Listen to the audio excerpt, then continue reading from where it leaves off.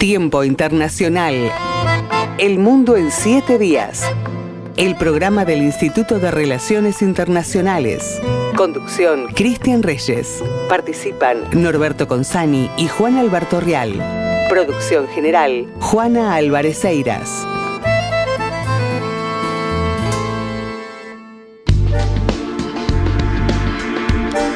La actualidad global.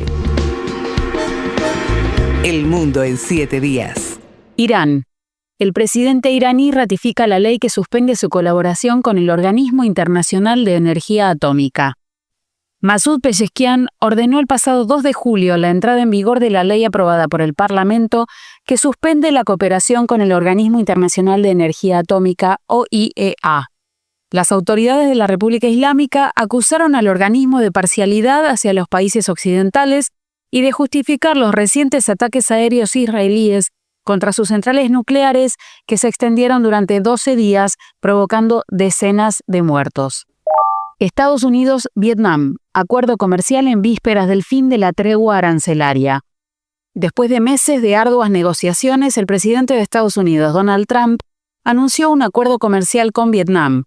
El pacto incluye un 20% de aranceles sobre las importaciones de la nación asiática y un 40% sobre los envíos de mercancías vietnamitas que lleguen a través de terceros países, mientras que a Washington le otorga acceso total a su mercado.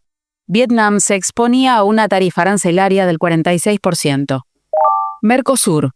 El bloque sudamericano concluyó negociaciones de libre comercio con países no pertenecientes a la Unión Europea. El pasado 2 de julio, el Mercosur confirmó la conclusión de negociaciones para un acuerdo de libre comercio con la Asociación Europea de Libre Comercio, integrada por Noruega, Islandia, Suiza y Liechtenstein. El tratado creará un área de libre comercio de casi 300 millones de personas con un PIB combinado de más de 4.3 trillones. Ambos bloques se beneficiarán con mejoras de acceso a mercados para más del 97% de sus exportaciones, lo que se traducirá en un incremento del comercio bilateral y ventajas para empresas e individuos. Estados Unidos-Ucrania. El Pentágono suspende envíos de armas a Ucrania. El Pentágono decidió suspender el envío de algunas armas prometidas a Ucrania desde hace más de 3 años, debido a que detectaron una disminución considerable de las reservas y suministros estadounidenses de insumos clave para la defensa, según medios del país norteamericano. Dentro de las municiones que no llegarán a Kiev están los misiles para la defensa aérea Patriot, proyectiles de artillería, misiles antitanque Hellfire, misiles transportados en aviones de combate F-16 y drones.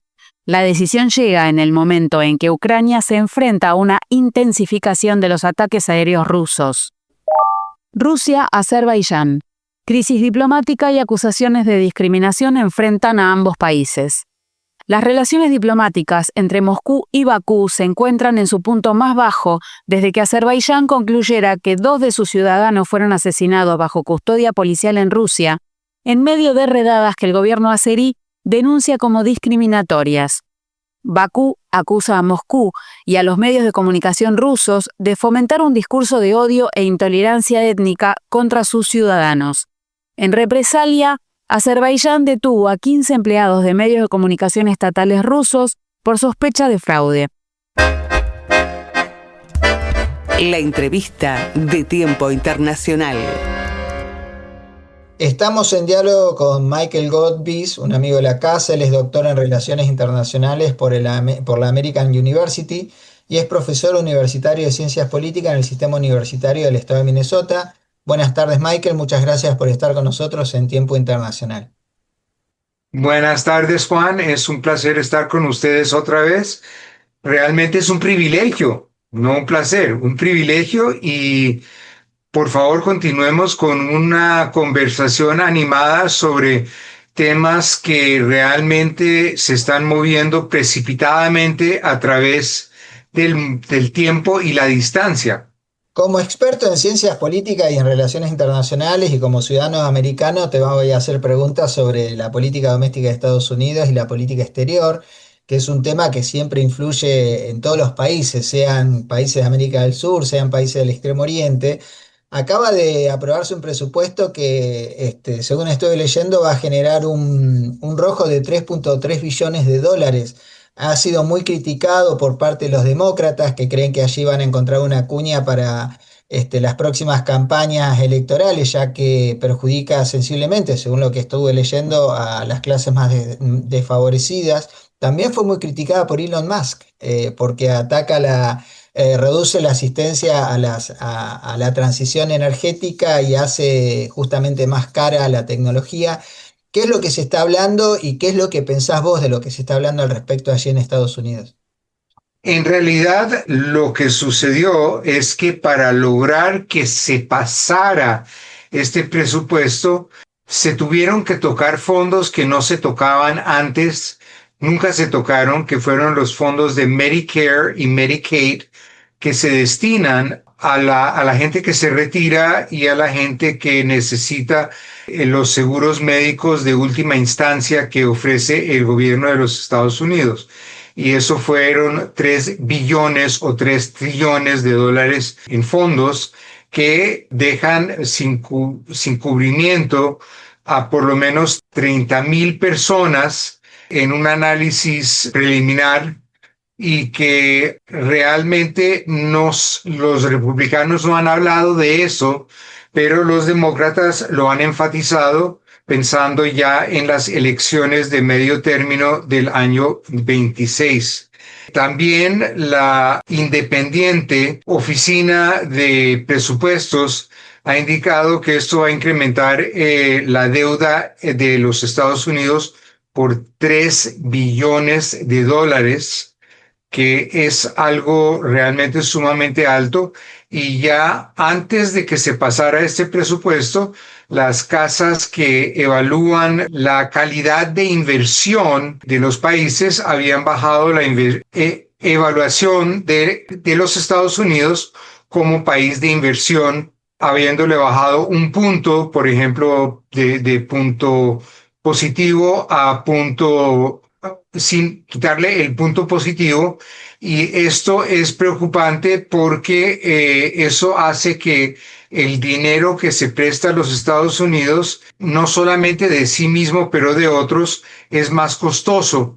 Y realmente a largo plazo esto beneficia solamente a aquellos que reciben descuentos en sus impuestos, que son la gente más adinerada de los Estados Unidos, de acuerdo a los vaticinios de la oficina independiente que evalúa los análisis de los estudios de ley, porque todavía faltaría la implementación, y en la implementación se van a ver las realidades de este proyecto de ley que tenía cerca de 1,000 páginas, y que realmente se duda mucho que lo hayan leído todos los miembros de la Cámara de Representantes y los miembros del Senado.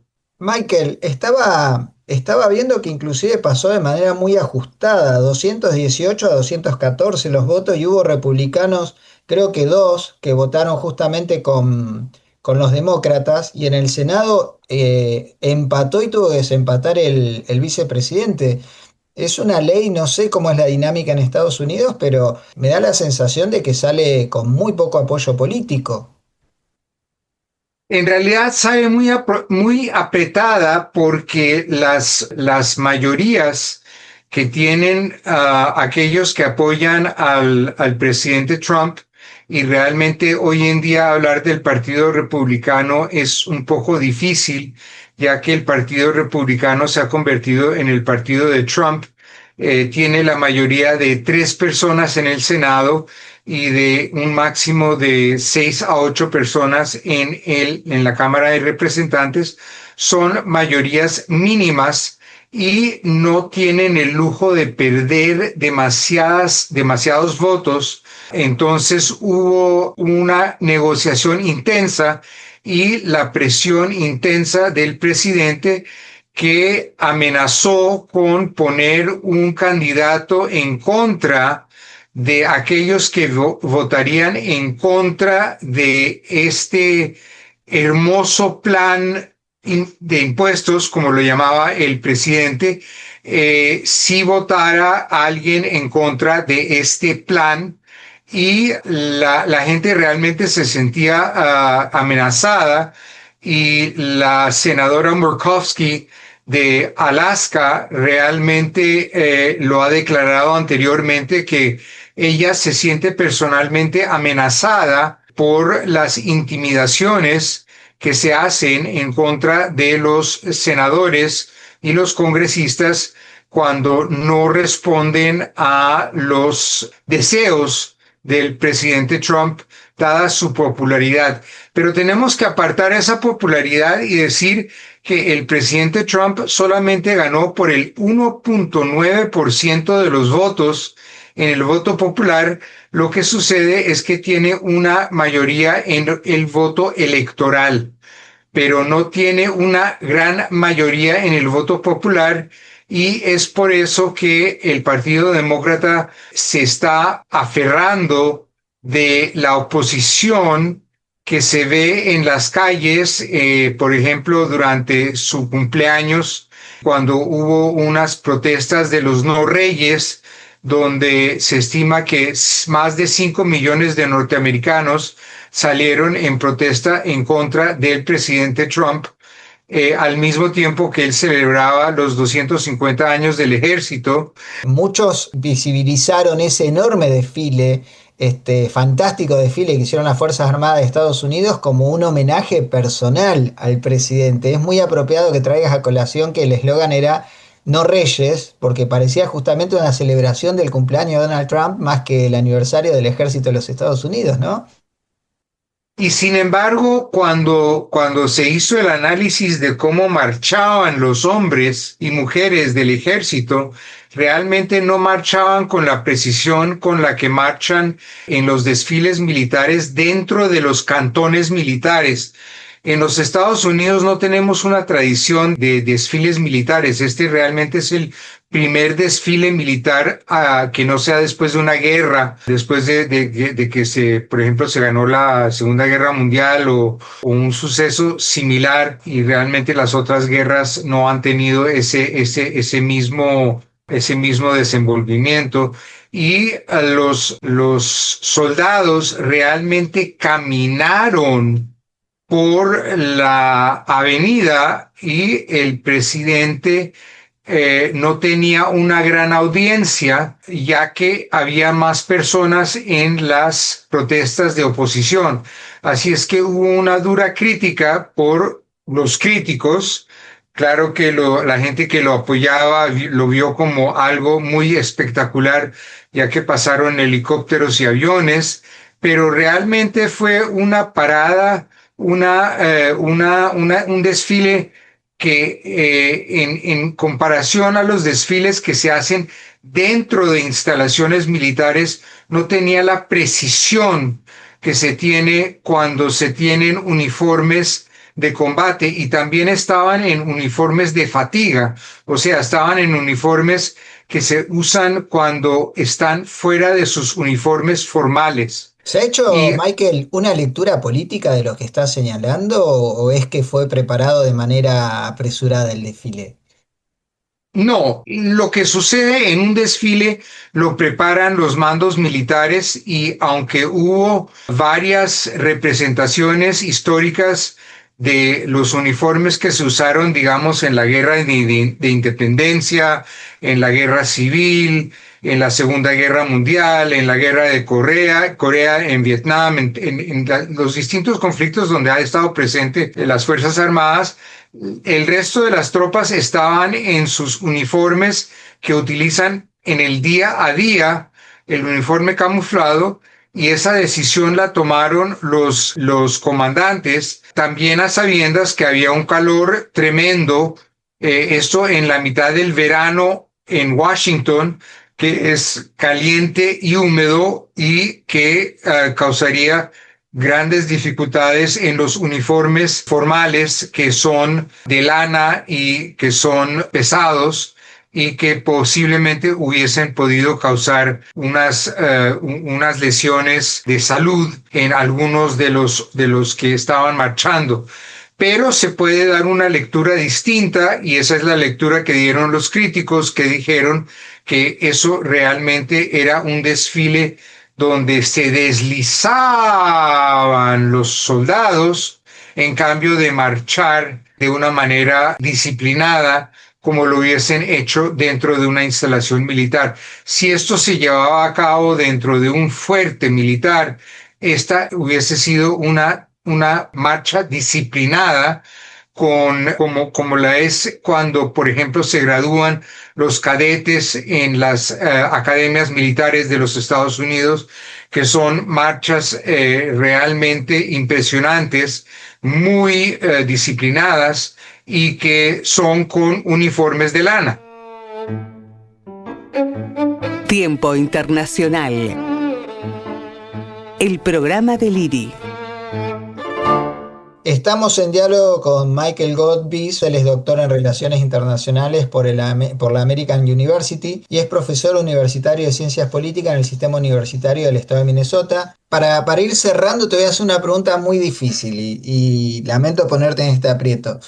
¿Qué lugar crees que va a ocupar en el mundo de Estados Unidos con esta política exterior en base a lo que puede suceder durante los 3 años de gestión de Donald Trump?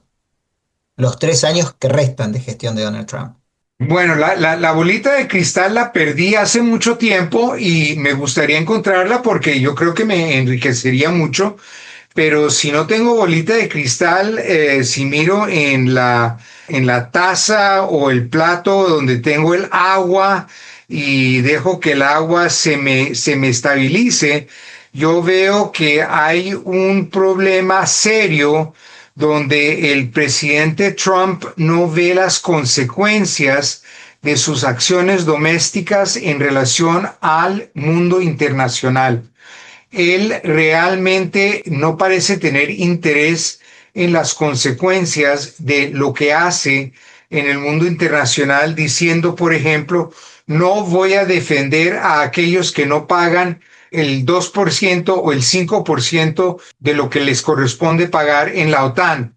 Y esto da un mensaje a aquellos que posiblemente ataquen no solamente a la OTAN, pero a otras partes de interés de los Estados Unidos en Asia, en África y Oceanía, donde puedan atacar y donde los Estados Unidos simplemente diga, bueno, aquí no pagaron y nosotros no vamos a intervenir y vamos a dejar que eso caiga, que realmente es un desdén a una concepción global de seguridad donde se tiene que mantener una estabilidad, porque si se crea una debilidad en un lado, hay que responder a ella porque esa debilidad va creciendo lentamente y se va comiendo parte del mundo que es parte de la cadena de suministros económicos que van llenando a la producción de los Estados Unidos. Y no hablemos de las tasas de impuestos que piensa poner el presidente Trump. Entonces, hay consecuencias de lo que dice el presidente Trump hacia el mundo para alentar a la gente que lo apoya domésticamente, que tienen efectos y que él no estima cuáles son sus efectos porque su único interés es tener popularidad domésticamente, y eso es parte del populismo que desafortunadamente está poblando a los Estados Unidos. Doctor Michael Godbis, doctor en Relaciones Internacionales por la American University, profesor universitario de Ciencias Políticas en el Sistema Universitario del Estado de Minnesota. Muchas gracias por estos minutos con Tiempo Internacional, El Mundo en 7 Días, el programa de la Radio Universidad Nacional de La Plata del Instituto de Relaciones Internacionales. Tiempo Internacional. Desde 1998. Analizando la realidad internacional en Radio Universidad. En el IRI se dictan 3 carreras de posgrado: la maestría en Relaciones Internacionales, el doctorado en Relaciones Internacionales y la especialización en estudios chinos. En el IRI se dicta el doctorado en Relaciones Internacionales categorizado A, excelente, por la Comisión Nacional de Evaluación y Acreditación Universitaria, CONEAU. Próximos cursos acreditables a dictarse en el IRI. El próximo 12 de septiembre comenzará el curso Cooperación y Conflicto en Medio Oriente, el rol de la región en la agenda de política exterior argentina. Este es un curso acreditable que se dictará en el marco del doctorado en Relaciones Internacionales del Instituto. Constará de 4 encuentros que se desarrollarán los viernes 12, 19 y 26 de septiembre y 3 de octubre, en todos los casos de 18 a 21:30. En el mes de agosto se dictará el curso acreditable América Latina en las Relaciones Internacionales en el marco del doctorado en Relaciones Internacionales que se dicta en el Instituto. El curso estará a cargo de la doctora Laura Abogado Bordázar y constará de 6 encuentros que tendrán lugar los días 8, 9, 22 y 29 de agosto de 18 a 21:30, viernes 5 de septiembre de 18 a 21:30 y sábado 6 de septiembre de 10:30 a 13:30. En el mes de septiembre se dictará el curso acreditable Fundamentos del Proceso de Investigación, Metodología, Métodos y Técnicas en el marco del doctorado en Relaciones Internacionales. El curso estará a cargo del doctor Leandro Sánchez y constará de 4 encuentros que se desarrollarán los días martes 16 y 30 de septiembre y 14 y 28 de octubre, en todos los casos de 18 a 21 horas. Actividades de los integrantes del IRI. Muy buenas tardes. Soy Tamara Yevtushenko, coordinadora de la Cátedra de Rusia. Hoy quería hablarles brevemente sobre la Federación Rusa, principal estado de Eurasia y uno de los actores más influyentes a nivel global. Rusia es el país más extenso del mundo, abarcando 17 millones cuadrados y se extiende desde Europa del Este hasta el Pacífico. Su ubicación le otorga una importancia estratégica enorme, tanto en su relación con Europa como con Asia. Actualmente enfrenta desafíos geopolíticos significativos. El conflicto en Ucrania ha modificado su relación con Occidente, pero al mismo tiempo ha reforzado su vínculo con países de Asia, África y América Latina. Muchos analistas consideran que Moscú está consolidando una visión multipolar del sistema internacional en la que busca actuar como contrapeso de Estados Unidos y la OTAN. En términos económicos, Rusia es un gran exportador de energía, principalmente gas natural y petróleo. Europa era su principal mercado hasta las sanciones, pero hoy exporta crecientemente a China, India y otros países asiáticos. Además, es un productor líder de trigo y fertilizantes, elementos clave para la seguridad alimentaria global. También importa tecnologías específicas, maquinaria, productos electrónicos, aunque en los últimos años ha fortalecido su desarrollo interno y la cooperación tecnológica con China. En materia de conflictos, además del enfrentamiento en Ucrania, Rusia intervino en Siria a pedido del gobierno de Bashar al-Assad, consolidando su rol como potencia militar que defiende la soberanía de estados aliados frente a insurgencias o intervenciones externas. Por otro lado, Rusia forma parte de organizaciones regionales como la Organización de Cooperación de Shanghái, donde coopera con China, India y países de Asia Central en seguridad y comercio, y del grupo BRICS Plus, que busca mayor protagonismo del sur global. Culturalmente, Rusia sigue siendo un gran productor de ciencia, arte y tecnología espacial. Recientemente relanzó proyectos de exploración lunar y su agencia Roscosmos mantiene cooperación con países emergentes. En síntesis, más allá de las sanciones, Rusia continúa desempeñando un papel clave en Eurasia y en la política global, impulsando un orden multipolar, ampliando sus alianzas no occidentales y manteniendo una gran capacidad de influencia energética, militar y diplomática. Análisis de la actualidad en tiempo internacional. Buenas tardes a todos, bienvenidos a Tiempo Internacional, El Mundo en 7 días. Estamos como siempre en compañía del profesor Norberto Gonzani. ¿Cómo le va, Norberto? Hola, ¿cómo le va? Y a todos los oyentes también. Mi nombre es Juan Alberto Rial. Hoy tenemos la visita de Laura Abogado Bordázar, quien es profesora de Derecho Internacional Público y coordinadora del Departamento de América Latina y el Caribe del Instituto de Relaciones Internacionales. Hola Laura, ¿cómo estás? Hola, ¿qué tal, Juan, Gonzani, a toda la audiencia? Gracias por acompañarnos. También está Laura Bono, quien también comparte la coordinación del Departamento de América Latina y el Caribe con Laura Abogado y también es profesora de Derecho Internacional, que impartimos la cátedra en la Facultad de Ciencias Jurídicas y Sociales los cuatro.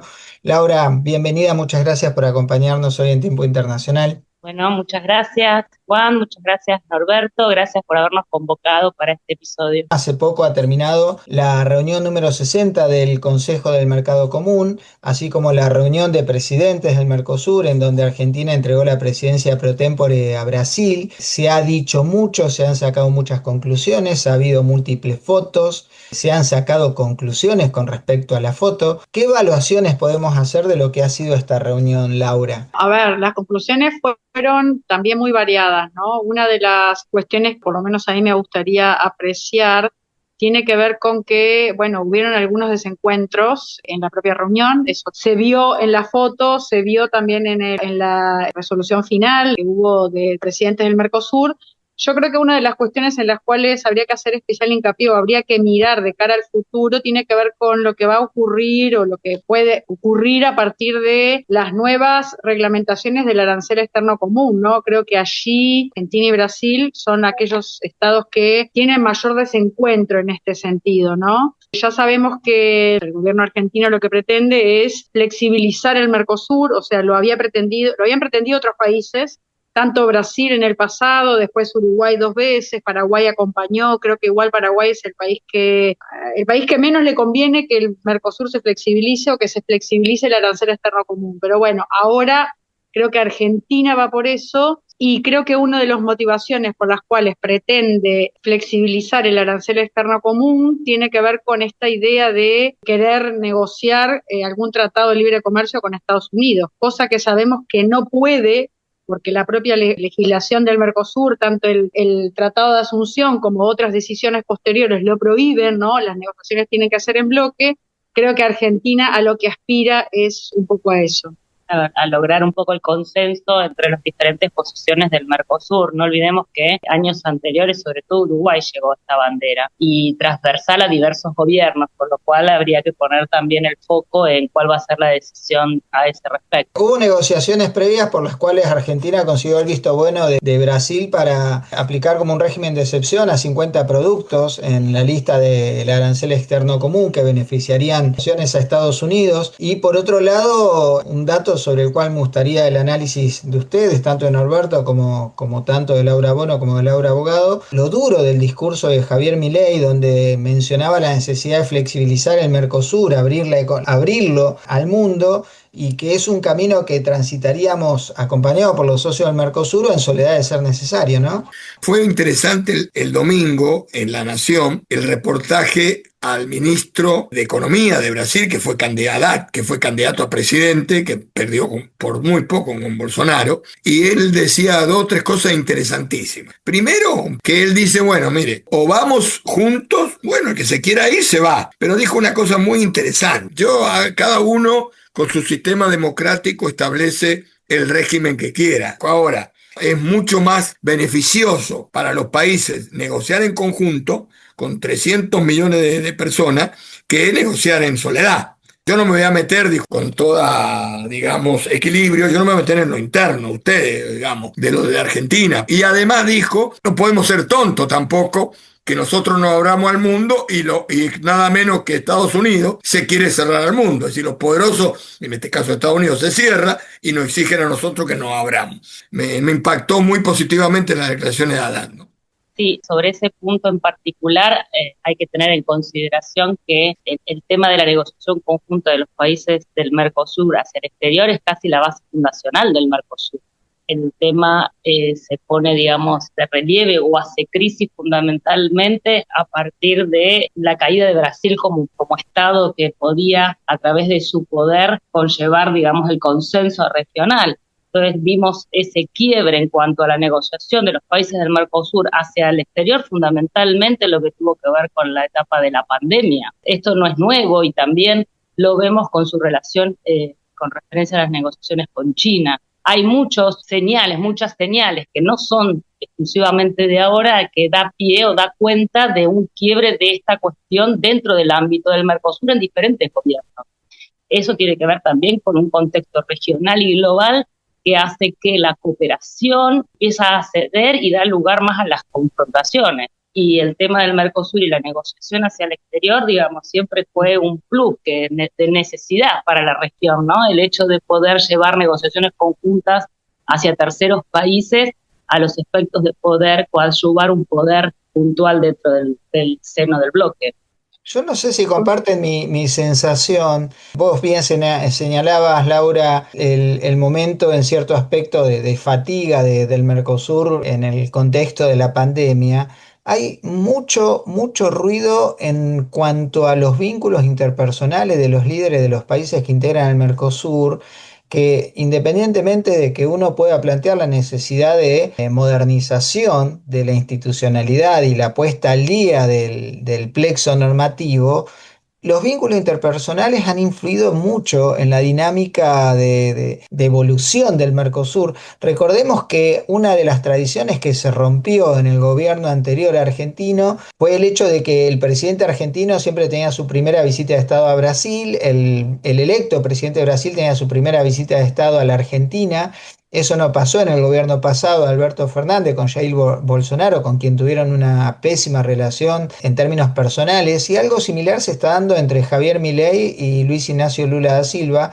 No es responsabilidad exclusiva de uno de los dos, para bailar el tango hacen falta dos, justamente, pero me da la impresión de que eso no ayuda a la necesaria puesta al día del Mercosur, y muchas veces nos quedamos en la anécdota y dejamos de ver el bosque, y por eso traía a colación en la introducción la cuestión de las fotos, cuán efusivo fue el abrazo entre Lula y Javier Milei, cuán efusivo fue el abrazo entre Lula y Cristina Fernández en la visita que hizo a su casa mientras cumple el arresto domiciliario. Pero también es cierto, el Mercosur está teniendo una cierta fatiga institucional porque no está demostrando ser lo suficientemente flexible, y el proteccionismo dentro del Mercosur tampoco está dando rédito a los consumidores, a los habitantes del Mercosur. No sé qué opinan al respecto.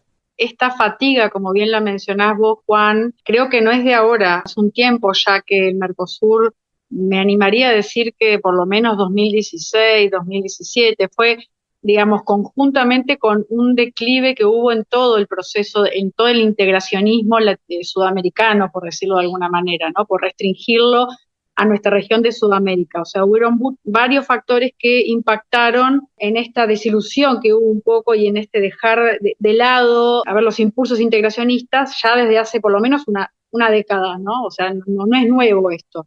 Ahora, se profundiza sí en la relación entre Lula y Milei, sin duda, o sea, no cabe duda de que ahí hay un enfriamiento de la relación, pero también la hubo con el presidente o sea, desde la pandemia, creo que la pandemia también, un poco lo mencionó Laura, significó un quiebre bastante importante en la relación interpersonal de los presidentes, lo que igualmente no debería impactar en el proceso de integración, ¿no? Eso es un poco la crítica que yo hago, ¿no? No podemos pensar en que el Mercosur funcione o no de acuerdo a que los líderes o los presidentes o los ministros de Economía tengan sintonía política, o sea, eso no debería ocurrir, ¿no? Lamentablemente en nuestros procesos de integración, que son intergubernamentales y que tienen, digamos, otra visión del desarrollo y de la realidad regional, impacta mucho más los signos políticos y las anuencias políticas que puedan tener los líderes que lo que el propio proceso de integración, la propia teoría de la integración imparta el propio proceso de integración, ¿no? Por eso creo que ahí hay un gran déficit que no se pudo cubrir nunca se pudo mejorar esta idea. Y después yo agregaría que en el marco de la época actual que tiene que ver con las imágenes, eso se ve como incrementado y estas imágenes, estas fotos, estos actos puntuales, interpersonales, como bien vos decías, Juan, van más hacia el electorado interno que hacia la propia dinámica del bloque, ¿no? Entonces, miren cómo tal presidente trató al otro presidente, lo que vos mismo decías, ¿no? Del análisis de las fotos, de los gestos, de los abrazos efusivos, en un mundo en el cual las redes sociales y la imagen vale mucho más en cuanto a términos de efecto que las palabras o los discursos a veces, o los documentos que puedan darse dentro del proceso, en definitiva cuenta hoy y se hace hacia el electorado interno de cada uno de los países, en detrimento evidentemente del discurso que pueda tener o de los actos que hubieran correspondido dentro de un proceso de integración y de una relación entre presidentes.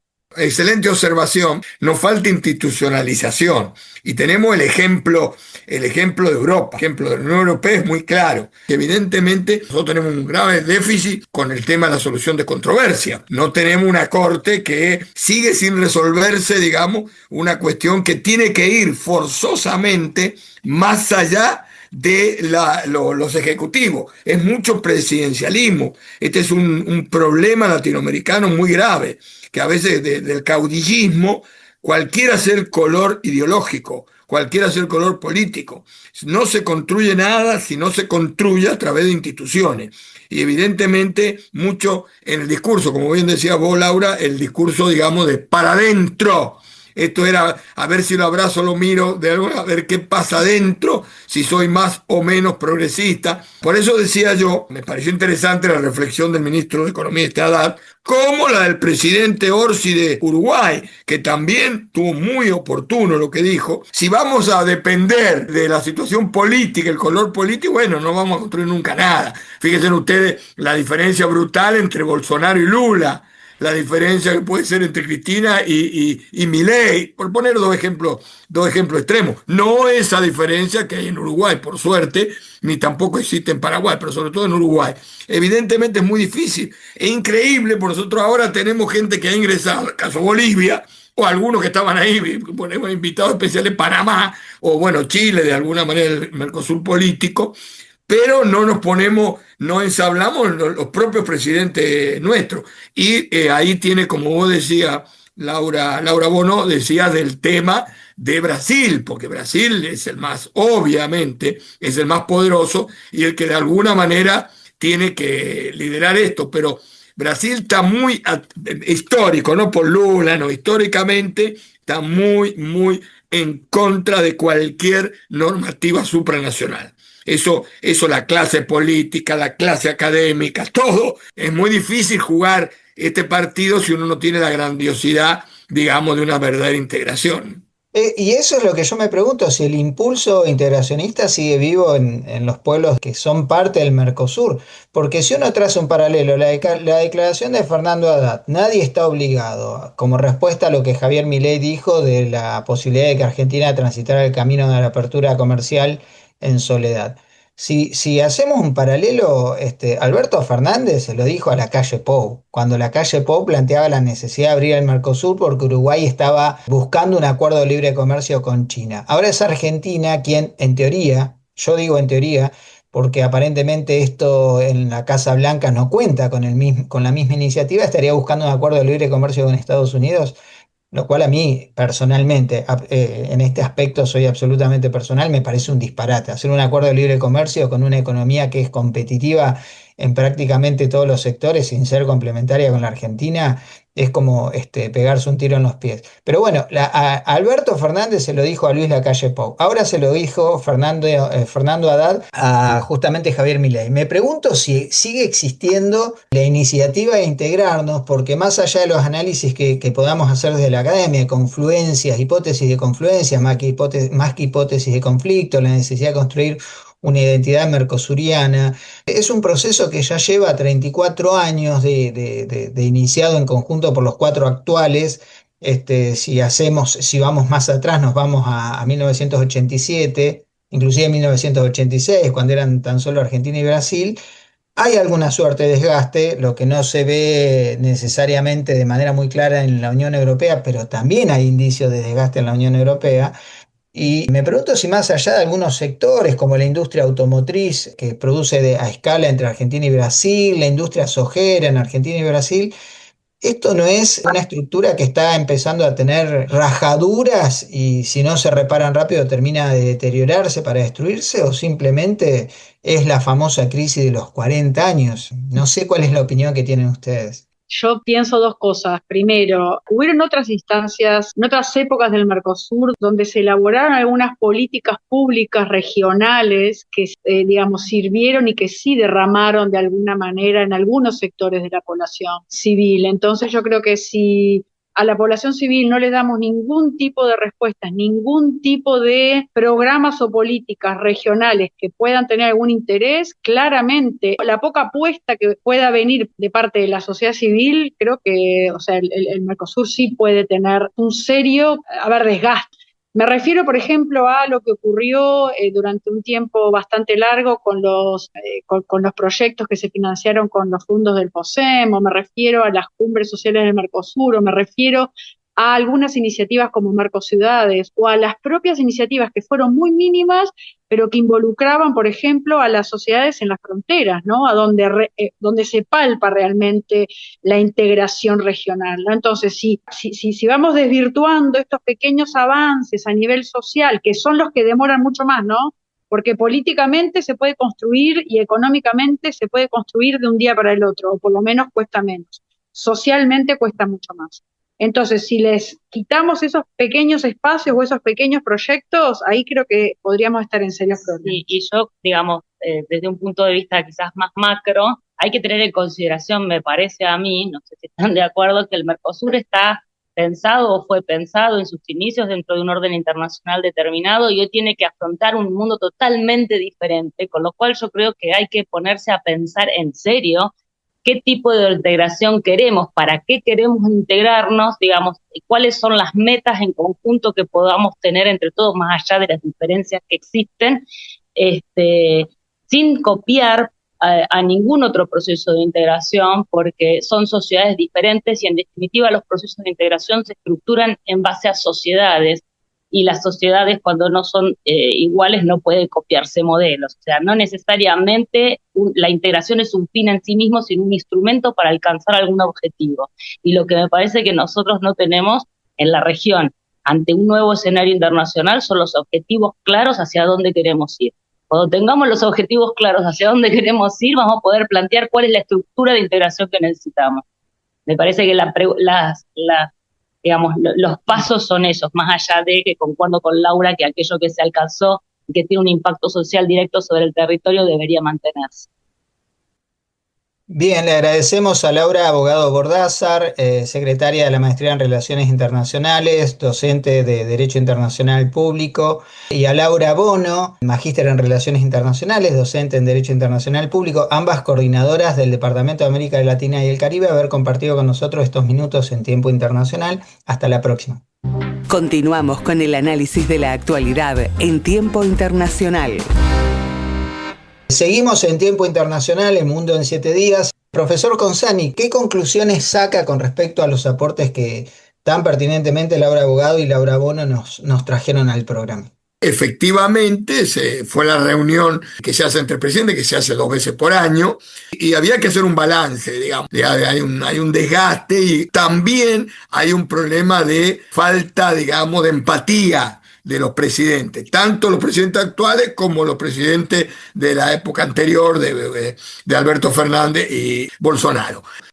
Muy bien, le agradecemos mucho a la gente que nos ha acompañado en el día de hoy. Los esperamos la semana que viene. Como bien decían las profesoras, el Mercosur es institucionalidad pura y hay en algún aspecto convergencia entre los intereses de los pueblos. Lo cierto es que la institucionalidad refleja una situación de un contexto que ya no existe, el de la década del 90, posguerra fría, y tiene que adaptarse al nuevo estado de cosas. Cuando las normas no funcionan en un momento determinado, las normas tienen que cambiarse, pero es muy penoso para nosotros ver que muchas de estas cosas dependen de los vínculos interpersonales, la simpatía o las antipatías que se tienen nuestros gobernantes, cuando la realidad es que son nuestros pueblos los que convergen, tienen un futuro común, una historia común y un presente que transitamos en común más allá de la diferencia entre nuestros presidentes. Los invitamos a acompañarnos la semana que viene. Esperamos sus correos a tiempointernacional@iri.edu.ar y también pueden visitar nuestra página www.iri.edu.ar. Hasta la próxima semana en Tiempo Internacional, El Mundo en 7 días. Continuamos con la actualidad global. Armenia. Crece el conflicto entre el gobierno y la Iglesia Apostólica.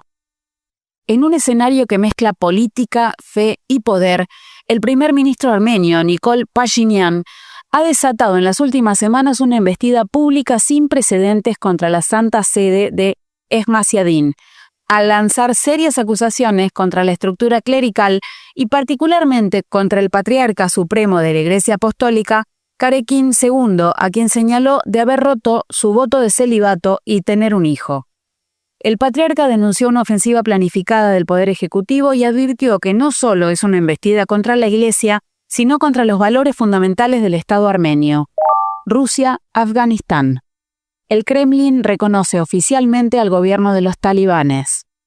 Con el nombramiento del primer embajador afgano en Moscú desde 2022, Rusia se convierte en el primer país en reconocer al gobierno de los talibanes en Afganistán.